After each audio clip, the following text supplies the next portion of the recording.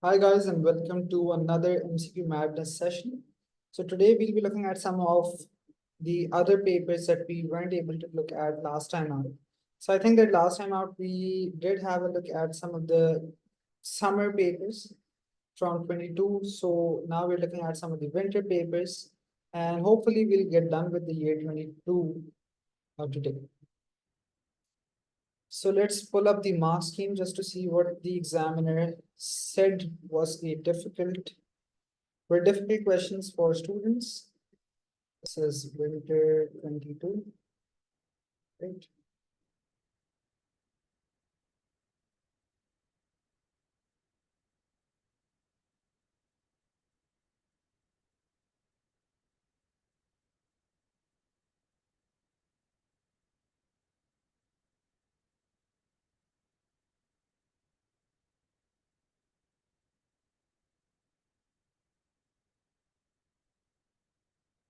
This is the wrong file then.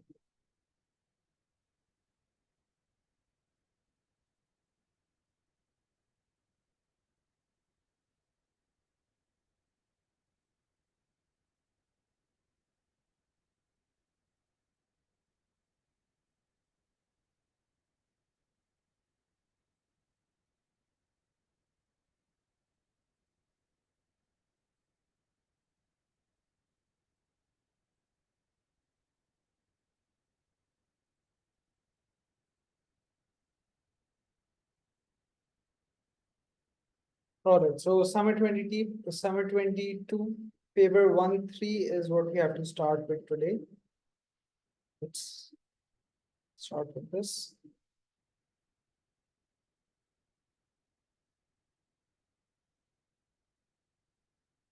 All right.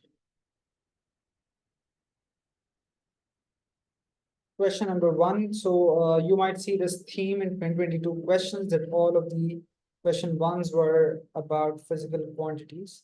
So again, we know that for physical quantities, it needs to have a magnitude and a unit.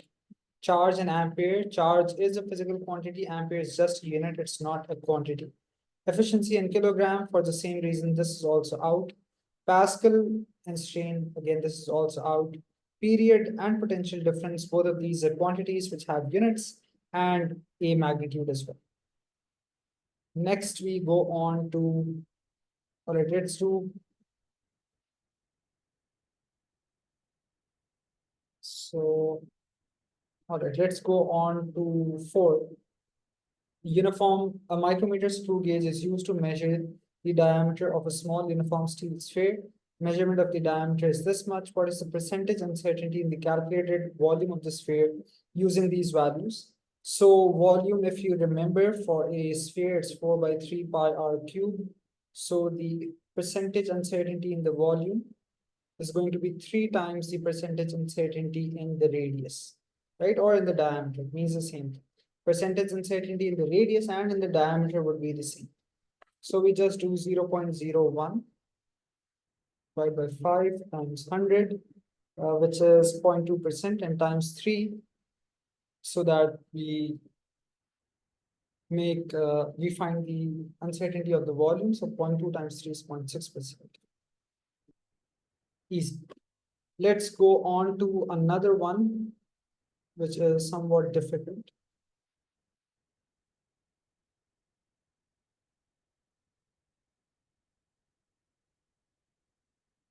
Which is 9.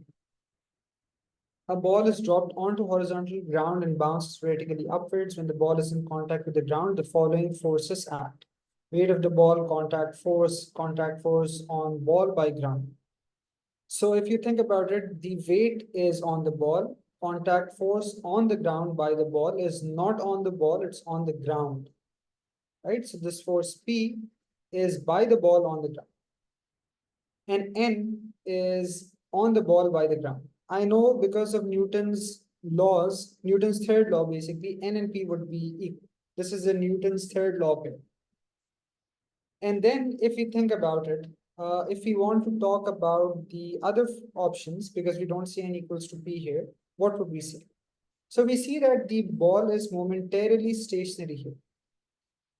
This is dropped onto ground and this bounces upwards. And this diagram which is shown is at the instant when it is in contact with the ground. So if it does bounce upward, does it mean that this is an equilibrium? And the answer is no, it's not an equilibrium. Just being stationary, just not moving doesn't guarantee that it's actually stationary, that it's actually in equilibrium. For equilibrium, the conditions are that the resultant force and the resultant moment, both of these must equal zero, right? So here the upward force must be greater because it's going to bounce upwards. So here, because I would say that acceleration is upwards, the resultant force would also be upwards. So N would definitely be greater than W.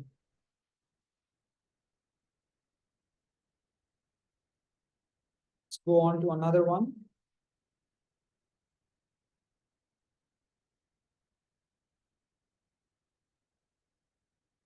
18, a car of weight 15,000 Newton is traveling along a horizontal road. At one instant, thrust on the car from the engine is this much, resistive force is this much, velocity of the car at this instant is 24 meters per second. What is the power output from the engine? So in the power output, remember that because this is the power developed by the engine, we would also take the force exerted by the engine, which would be this. We won't take the resistive force here. So P would just be FV. So 12,000 is the force times 24, right? That's just what we use. We don't need to subtract this. That would be the net force. So 12,000 times 24 turns out to be 288,000. So 290 kilowatts. Let's go on to another one.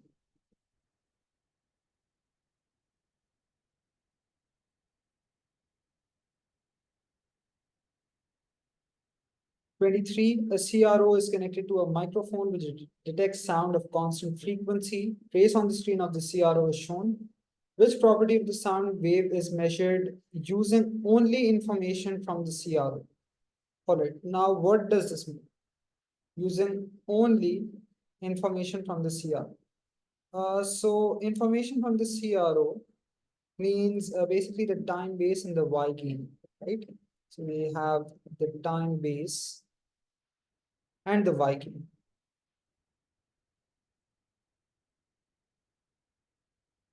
And from the CRO, what we can get is using the time base, we can get the time period. And using the Y gain, we can get the amplitude. So what's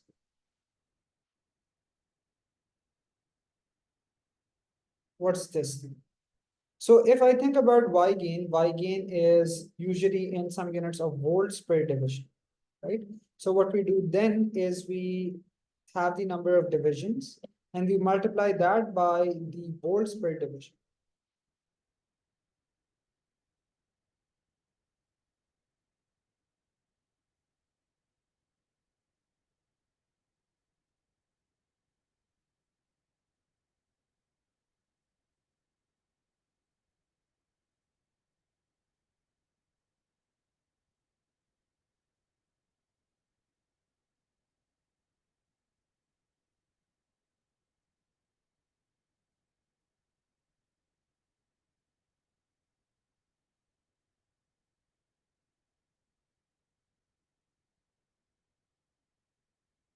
But if you think about the Y gain, because this is in volts per division, or in this case, it would be volts per centimeter or some volts per meter, then I would have to know what reading is basically, what reading I get per division that gives me that many volts, right? So this needs me to understand how to convert this volts to a meter or to a division, right? And this needs us to also know how the microphone works. So what reading is the microphone giving for a certain sound? For a certain sound, how many volts does it give us? However, for the time period or for the frequency, I can just see how many divisions these are. I multiply that by the time base, and that just gives me the time period. So that's why in this case, it would not be amplitude, right? Speed and wavelength are obviously more complex. Speed you get by V equals to F lambda, and wavelength you can't get directly from the CRO. So the reason why you don't get the amplitude using only information from the CRO is because you would then need to know that whatever the sound detection source you have, a mic, how many volts does it give you for a certain sound source? So you need some sort of calibration. Next one is 27. Principle of superposition states that a certain quantity is added when two or more waves meet at a point. What is this quantity? It's displacement, not amplitude, right? Yes, amplitudes may also add up. For example, in the case of constructive interference, but superposition means that whenever we want the net displacement at any point, it's just the sum of the individual displacements of the waves.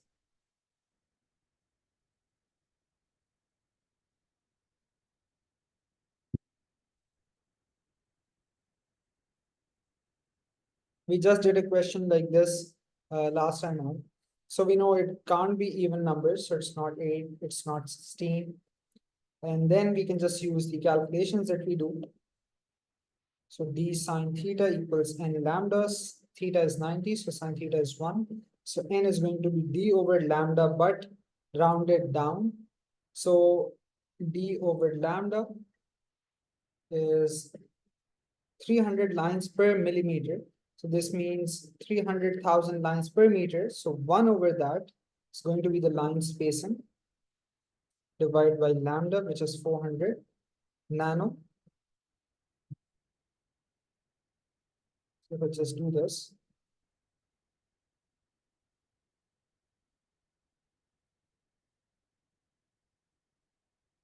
This turns out to be 8.33. Even if this was 8.99, you would round down. So this becomes 8. So 8 here, and the central maxima. So 2 times 8 plus 1 makes it 70.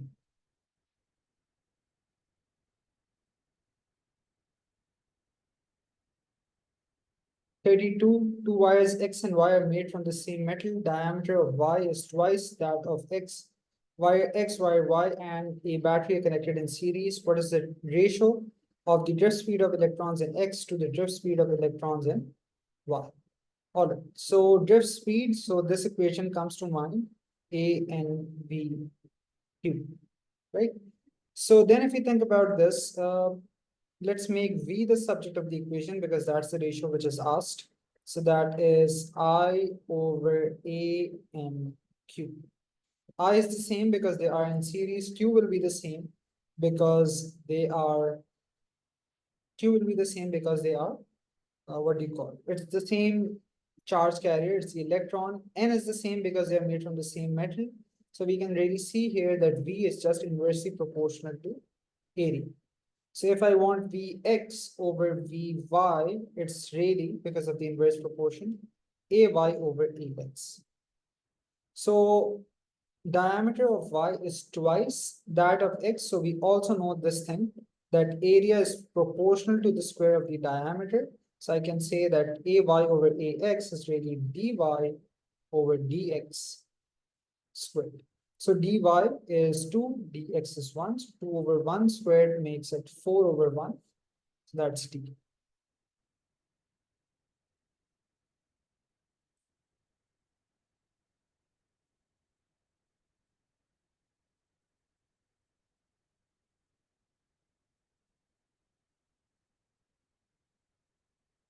Thirty-five, a piece of conducting putty of constant resistivity is formed into a cylindrical shape. The resistance between its flat ends is shaded. The same volume of putty is reformed into cylinders of different lengths L, and resistance between flat ends is measured for each value of L. Which graph best shows the variation of R with L? Now, the idea here is this, that we do know that resistance is directly proportional to length, right? But the idea here is also this, that if we are using the same volume, so we know volume is cross-sectional area times length. So I know that for different, what should we call it? For different cylinders of these, if the length is going down, the area is going up. And vice versa, if the length is going up, area is going down. So if this was just a case where resistance was proportional to length, I would say that it's definitely going to be B. But here it's wrong because the volume overall is constant. So resistance is increasing because of the increase in length, but also because of the decrease in A, it's increasing because of that as well. So it would increase because of the increase in length, and it would increase because of the decrease in the cross-sectional area. So both of these factors make it rise very quickly. So it's D. Right? You can also try this out with numbers if you want to, and you will reach the same conclusion. So these questions were the most difficult out of this paper. Let's go on to another one. Now we're on to winter. So there is no examiner report for this. I think this is COVID times. So let's see what we should do.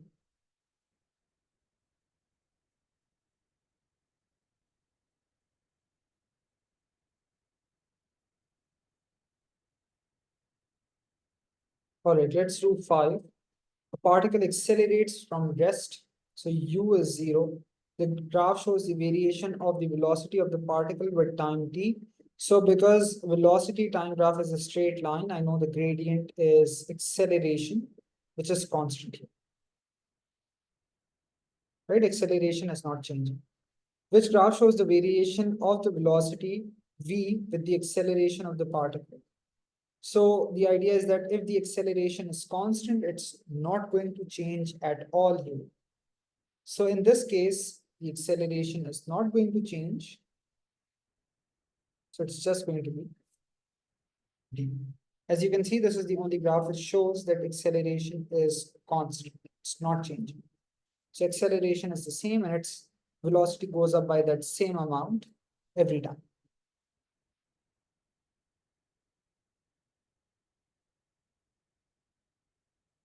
All right, let's do another one. 6, approximately how far does this parachutist fall before opening the parachute? So the parachute is opened here, right? Because that's when she starts decelerating. So for us to find this, how far she falls, it's really the area under all of this, right? So let's take a counting squares approach. I really need to do this. If I remove this, I need to find all the area under the curve up till this point, and I just need all of this.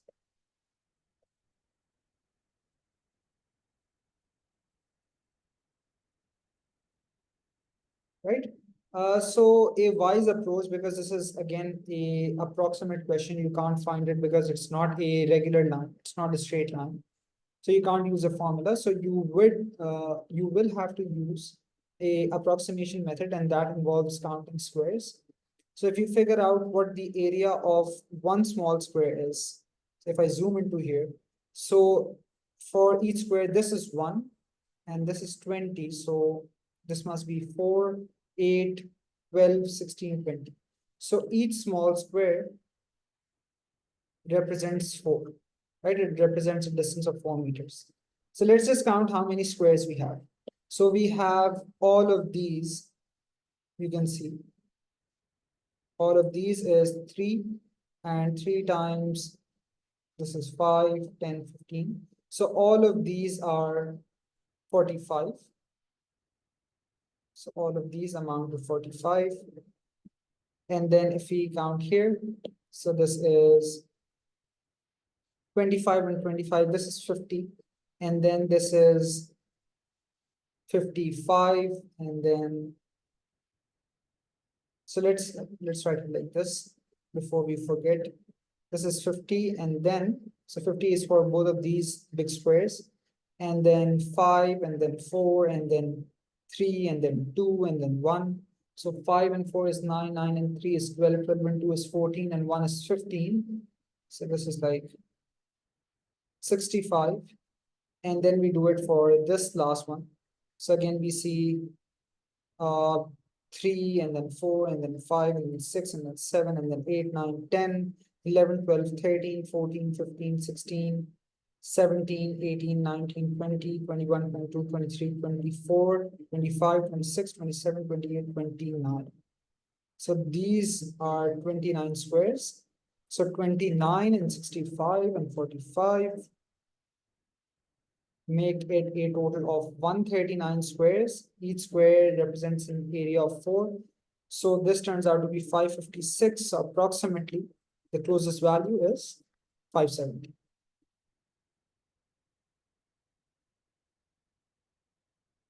This also seems like a question that students could have possibly struggled with. A mass of 0.2 kg suspended from the lower end of a light spring. Second mass of 0.1 kg suspended from the first mass by a thread. Arrangement is allowed to come into static equilibrium and then the thread is cut. Immediately after the thread is cut, what is the upwards acceleration of this mass? So let's try to understand what forces act here. So there's obviously the tension in the spring, which is pulling them upwards immediately after the string is cut. So if I first think about it, there's really a 0.2 and 0.1. So the spring would really experience a 0.3 kg weight, which is attached here. And there would be a tension here because of that, right? So what do we know about that? All right, so we know nothing about that. So there's going to be this tension here in the spring.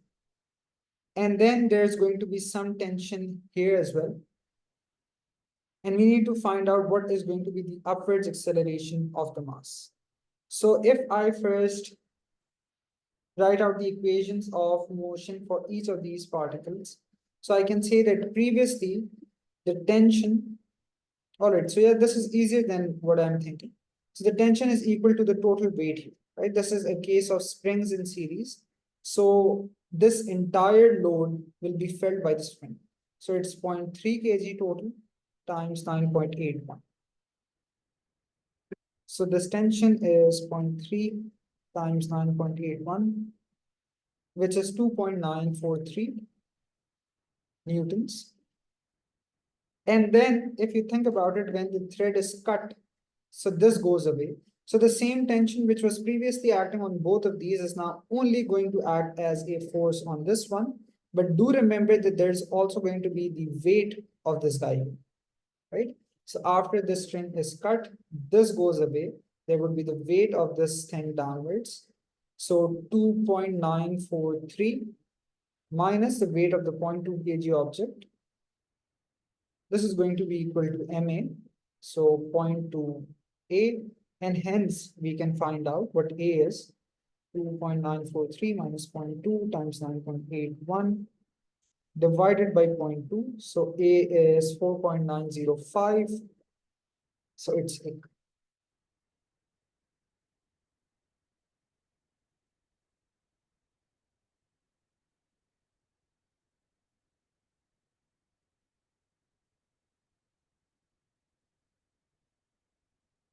11. A square board of side length X hangs freely from a nail as shown. The board has uniform thickness and is made from material of uniform density. What does this mean? This means that the center of gravity, as is asked later, is right in the middle. A second square board of side length 2x is made of the same material and has the same thickness. Second board is then hung from a nail Q. Nails P and Q are at the same height. What is the vertical distance between the COGs of the two boards? So the COG of this one is going to be right at the center, right? And because this is X, then if you use Pythagoras theorem here, you'll find out that this length, all of this is X root 2, X times root 2, right? That's just how this works. X squared plus X squared under the root, that would turn out to be this. Or some of you might also write this as X times, no, that's exactly how you would write it, right? So that's how this is. So this is X root 2, so this is half of that. So this would be X root 2 over 2. And then for the next one, it's going to be 2x plus 2x. And if I write out the Pythagoras theorem for this, so it's 2x squared plus 2x squared under the root So this is 4 plus 4, which is 8x squared. And 8x squared, if you take the root of that, that would be 2 root 2x. So half of that, so all of this is 2 root 2x. All of this. So half of that would just make it root 2x. So then root 2 minus root 2 over 2 would just make it root 2 over 2 again, because it's really half, and that is exactly the same thing as 1 over 2, right? So this root 2, you could have also written as 1 over 2. If you do all of this in your calculator, you would get the answers like this. All right, so that's the answer to this one.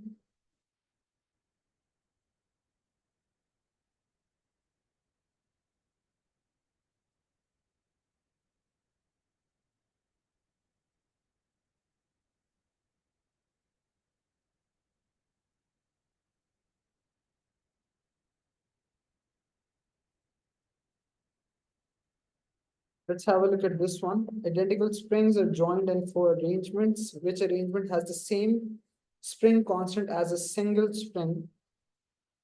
So you can also look at this in terms of splitting up the forces as to how they're acting on the springs, or you can just use the idea of resolving spring constants. So this is K and K here. So spring constants in springs in series basically would act like resistors in parallel. So this causes the spring constant to halve. Springs in parallel act like resistors in series, so the spring constants are added. Similarly, if I do the same thing here, this is K and K, which is K by 2 for this entire thing, and then K by 2 for this entire thing as well. And then adding both of these, because these are in parallel, so K by 2 plus K by 2 would become K again. And if we do it for D, so it's going to be K and K, which would make it 2K. And then I have a 2K in series with a K. So I can find this using product over sum basically. So 2K times K over 2K plus K, which is 3K. So this would make it 2 over 3K.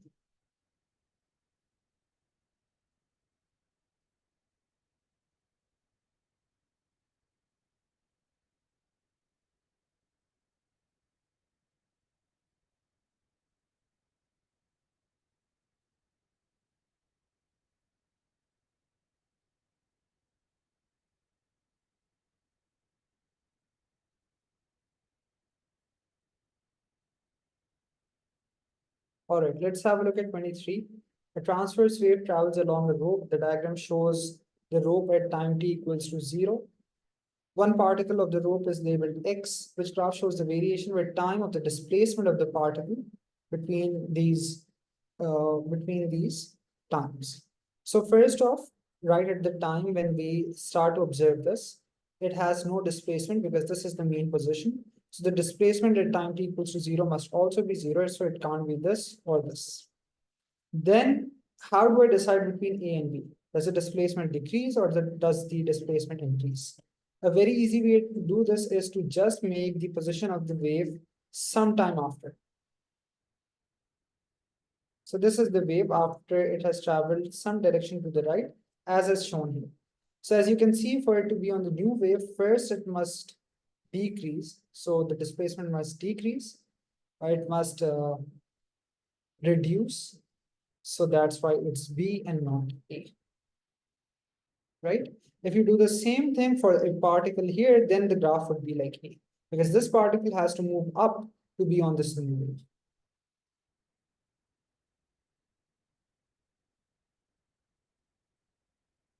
So two waves of the same type overlap. When does the principle of superposition occur?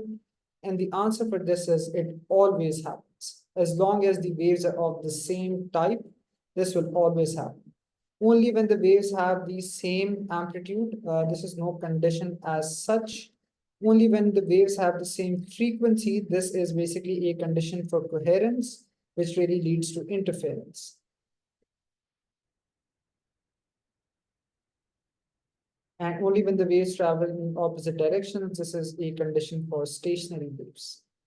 So exactly identical waves traveling in opposite directions.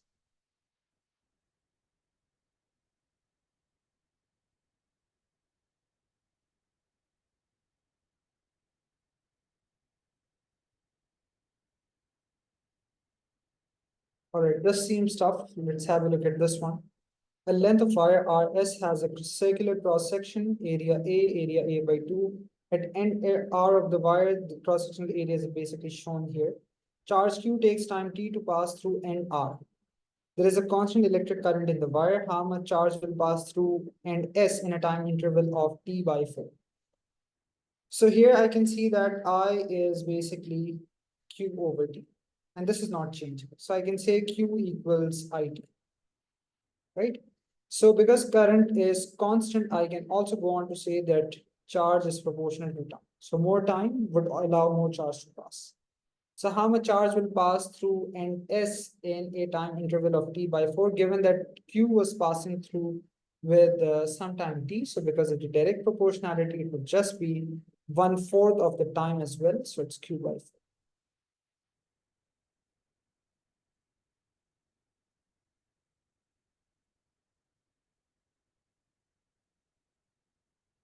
All right, 33 also looks difficult. Let's see. A copper wire is to be replaced by an aluminum alloy wire of same length and resistance. Copper wire has half the resistivity of alloy. What is the ratio of the diameter of alloy to the diameter of copper? So again, we start with this, that we know that R equals rho L over A. Because this question mentions diameter, I'll also involve diameter into the equation later. So same length, same resistance, so this does not change. So I can say resistance is inversely proportional to area. In terms of the diameter, I can say resistance is inversely proportional to the square of the diameter. So because of the inverse proportion, if you're talking about the, all right, so first, all right, so let's work with it like this. So it's diameter of alloy to diameter of copper. So because of the inverse proportion, this is going to be flipped. And also because of the square on the diameter, this is going to be a square. So resistance of the, oh, I messed up. All right, let's do this again. Because R equals rho L over A. Right, resistivity is different, which is what I missed. I thought the resistance is the same. Sorry, resistance is the same. I thought resistivity is the same, right? Whereas resistivity is in fact different. So if I make resistivity the subject of this equation, this becomes RA over L. All right. So resistivity, I can see that because R is the same, L is the same. So resistivity is proportional to area. Because this question deals with diameter, I would say resistivity is proportional to the square of the diameter, right? So if you're talking about the diameter of alloy to the diameter of copper, because this is just direct proportion, it's going to be resistivity of A over resistivity of C, but with a square root. So resistivity of alloy is basically double, right? So it's 2 over 1 under the root. So it's just root. All right. So that's this one.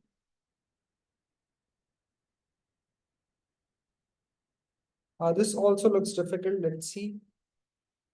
So a circuit is shown 5 fixed resistors. The voltmeter reading is 0. What is the resistance of resistor R?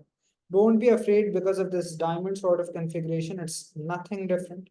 If you want to see it according to a simpler way, I'll just redraw this middle part. This is 2 ohms. This is that parallel combination of 8 and R. This is the R. This is the 8.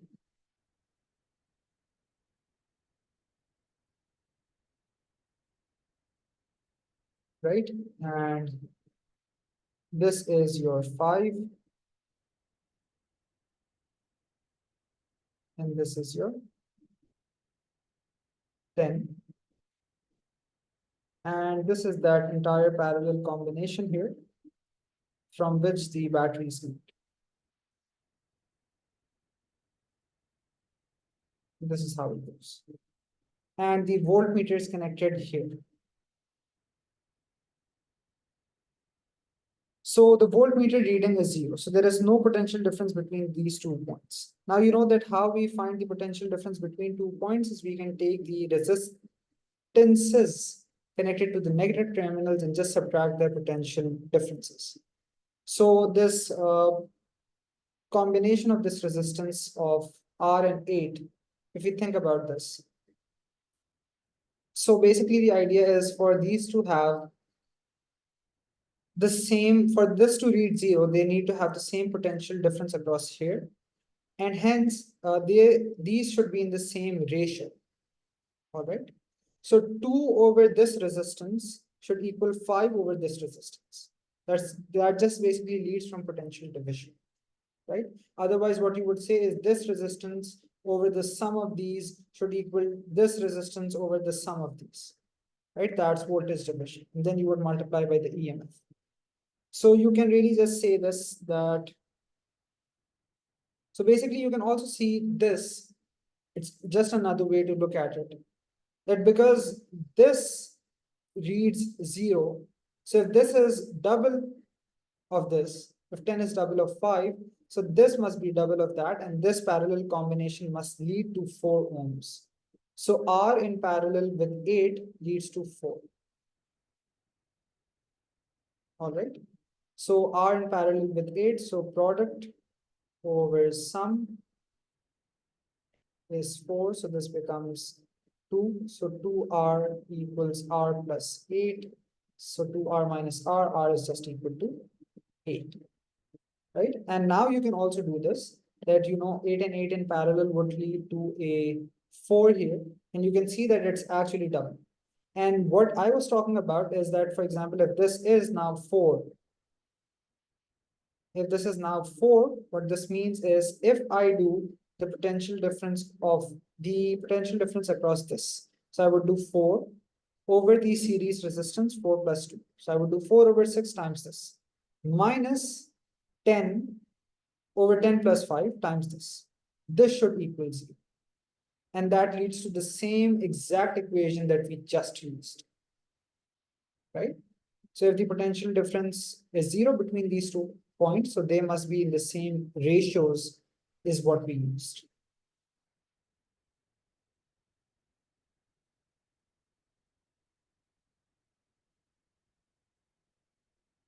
Yeah, so that's this paper. Other questions are somewhat straightforward, and we have looked at questions pretty similar to these before as well. So that's it for this session then. And in the next session, we'll continue with the other papers. So some of 2022 is left, and then we'll go back to 2021. So thanks for your time, guys, and see you next time. Bye.